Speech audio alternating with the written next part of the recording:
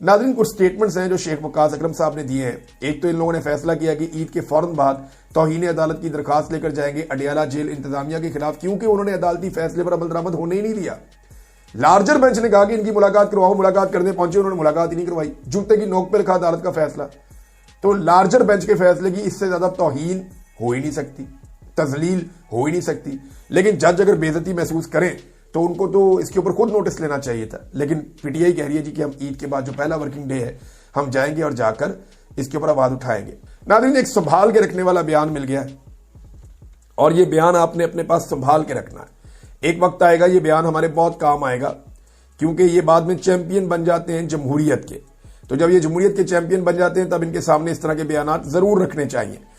पीका एक्ट के तहत सहाफियों के खिलाफ मुकदमात और गिरफ्तारियों को बहैसियत वजीर ओन करता हूं।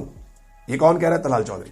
ये बयान अपने पास रख लीजिएगा बस, कि पीका एक्ट के तहत जो कुछ भी सहाफियों के साथ हुआ, गिरफ्तारियां हुई, जो उनके खिलाफ मुकदमात हुए, उसको बतौर वजीर मुस्लिम लीग नून ने ओन कर लिया है। और ये तलाल चौधरी जो नवाज शरीफ के और मरियम के बहुत करीब है, इस शख्स ने ओन किया है। तो ये रिकॉर्ड के ऊपर रखना है और हमने हमेशा इसको याद रखना है। ये बहुत जरूरी है। ये ना हो कल को ये कहें जनाब कि ये जुल्म हो गया, मीडिया पे पाबंदी लग गई, ये फलां चीज क्यों हो गई, ये चीज क्यों हो गई।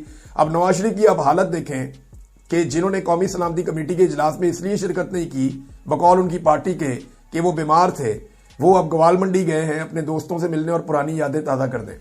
ये दुनिया अखबार में रिपोर्ट हुआ है कि मियाँ साहब गवाल मंडी पहुंच गए, अपने पुराने दोस्तों को मिले, अपनी पुरानी यादें ताज़ा की, वहां पे बहुत टाइम गुजारा वापस। तो कौमी सलामती कमेटी की मीटिंग में क्यों नहीं गए?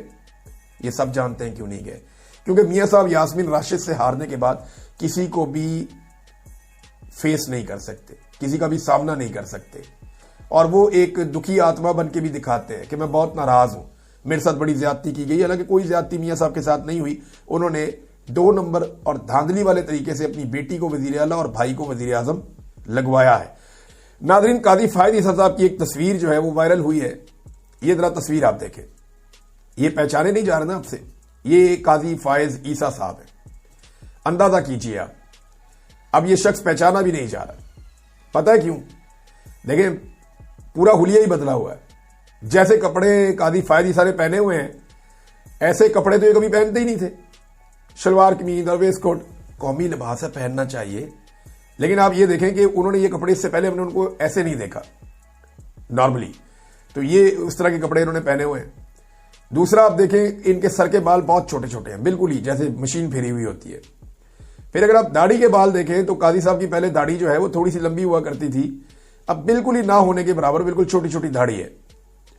और जो ऐनक काजी फायज ईसा साहब ने लगाई हुई है, ये ऐनक हुलिया बदलने के लिए ऐसा लगता है लगाई है कि इस ऐनक को पहनने के बाद काजी साहब बिल्कुल ही नहीं पहचाने जा रहे कि ये वो वाला आदमी है जिसने चीफ जस्टिस ऑफ पाकिस्तान के तौर पर तबाही फेरी हुई थी। अब ये फोटो 2 लोगों के साथ जब कादी साहब की सामने आई तो फिर उसके बाद कादी साहब की जो लोगों ने तबाही फेरी है, मुझे कुछ चीजें याद आ गई। यानी ऐसा लगता है देख के कि वो हुलिया बदल के अपना फिर रहे हैं। हो सकता है उन्होंने उम्रा किया हो कादी साहब ने और सर के बाल जो है वो मुंडवाए हो, लेकिन ये भी मुमकिन है कि, लेकिन दाढ़ी जैसे छोटी होगी ना तो ये एक अलग कहानी है, इसको उसके साथ आप नहीं जोड़ सकते। फिर जैसे ऐनक तब्दील हुई है, बज़ाहिर ऐसे लगता है कि कादी फायद ईसा ने अपना हुलिया तब्दील किया है और वो नहीं चाहते कि लोग उन्हें पहचाने। क्योंकि देखिए, यूरोप में, पाकिस्तान से बाहर आप कहीं भी जाते हैं, आप एयरपोर्ट पे जहाज़ों में आप ट्रेवल करते हैं तो बड़ा मुश्किल हो जाता है जब आपने लोगों के बारे में ऐसे गलीज फैसले किए हो। बतौर जज उन्होंने नाइंसाफियों की दास्तान रकम की है, हर वो जुल्म किया है जो कोई और जज नहीं कर पाया। और सबसे ज्यादा मुझे जो बात याद आई कादी साहब की ये तस्वीर देखकर, कादी साहब ने एक दिन रिमार्क्स दिए थे कि किचन की गर्मी बर्दाश्त नहीं होती तो किचन को छोड़ दें, बाहर निकल जाए। तो अब कादी साहब के लिए पूरी दुनिया ही किचन बनी हुई है, पूरी दुनिया की जमीन कादी साहब के लिए गर्म है और कादी साहब हुलिया बदल के फिरते हैं। और इमरान खान साहब का भी एक बयान मुझे याद है। इमरान खान साहब ने कहा था कि ये लोग मुंह छिपाते फिरेंगे, और देखें आप, वो जो इनकी असली शक्ल है उसको उन्होंने छुपाया है। एक नई शक्ल के अंदर कादी फायदी साहब को नजर आए हैं। थोड़े दिन पहले एक और भी कादी साहब के हवाले से बयान कहीं गर्दिश कर रहा था कि शायद कादी साहब पछता रहे हैं जो कुछ उन्होंने किया पाकिस्तान के साथ। लेकिन नहीं, ऐसा हो नहीं सकता। अगर पछता रहे होते तो जब वो कुर्सी पे बैठे थे तो कुछ तो ऐसा करते, लेकिन आखिरी दम तक कादी फायदी साहब ने कोशिश की कि उसको एक्सटेंशन मिल जाए। उस एक्सटेंशन के लिए 26वीं आईनी तरमीम के रास्ते तक निकाले कादी फायद ईसा ने। सारा कुछ करके देख लिया लेकिन बात बनी नहीं, तो कादी फायद ईसा को अल्टीमेटली जाना पड़ा, ओहदे से जाना पड़ा, उसको छोड़ना पड़ा। और बड़ी बेदिली के साथ वो गए हैं, क्योंकि उन्होंने कभी नहीं कहा कि मैं इस ओहदे पे एक्सटेंशन नहीं लूंगा। गोल मोल बयान देते थे, वो कहते नहीं थे। सिद्दीक जान साहब की एक बात मुझे याद आई जिसमें उन्होंने लिखा था कि ये किरदार तारीख के कूड़ादान में जाएगा। अब ये मकाम इबरत है तमाम उन लोगों के लिए जो कुर्सी पे बैठ के ये समझते हैं कि वो खुदा बन बैठे, जिन्हें कुर्सी पे बैठ के ये लगता है कि इस सुबह की कभी शाम नहीं आनी।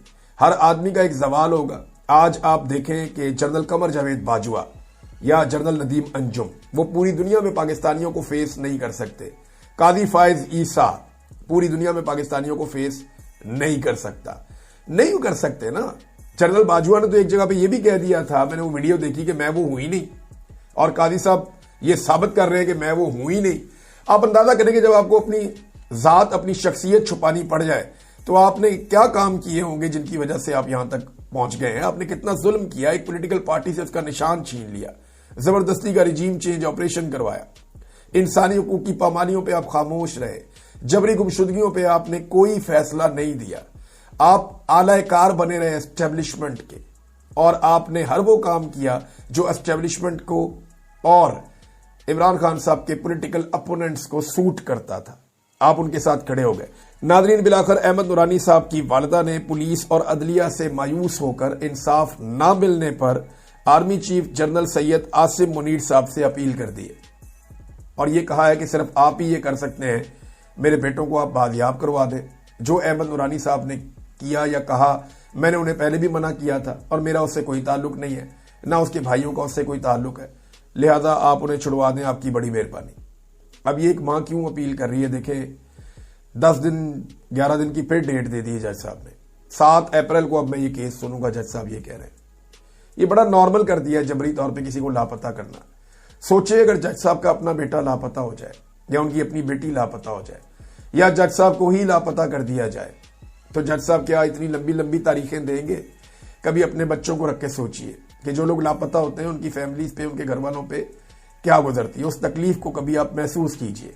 बहरहाल जज साहब ने लंबी डेट दे दी है और देखिए इसमें एक चीज बड़ी क्लियर है कि अहमद नूरानी की वालिदा ने वजीर आजम को नहीं कहा, सदर को नहीं कहा, उन्होंने डायरेक्ट आर्मी चीफ को कहा है। तो आप इसका मतलब समझ जाएं कि कौन क्या कर रहा है इस मुल्क में और कौन क्या कर सकता है, सारे इख्तियारात किसके पास है, और जबरी गुमशुदगियों में अगर कोई गया तो वापस लाने की उम्मीद लोग किसकी तरफ ले जाते हैं। यानी अदालतें हमें इंसाफ दे नहीं सकती, पुलिस दे नहीं सकती, लोग मायूस हैं। और ये फिर स्टेटमेंट जो है वो दिलवाया गया। यानी अहमद नूरानी की वालिदा से राब्ता कर रहे थे कुछ दोस्त, हमारे ही दोस्त हैं, और वो ये कह रहे थे कि बीच का रास्ता निकालते हैं, माजी आप एक स्टेटमेंट तो जारी करें, आप एक बयान तो दें ताकि हम जाएं लेकर बयान और जाकर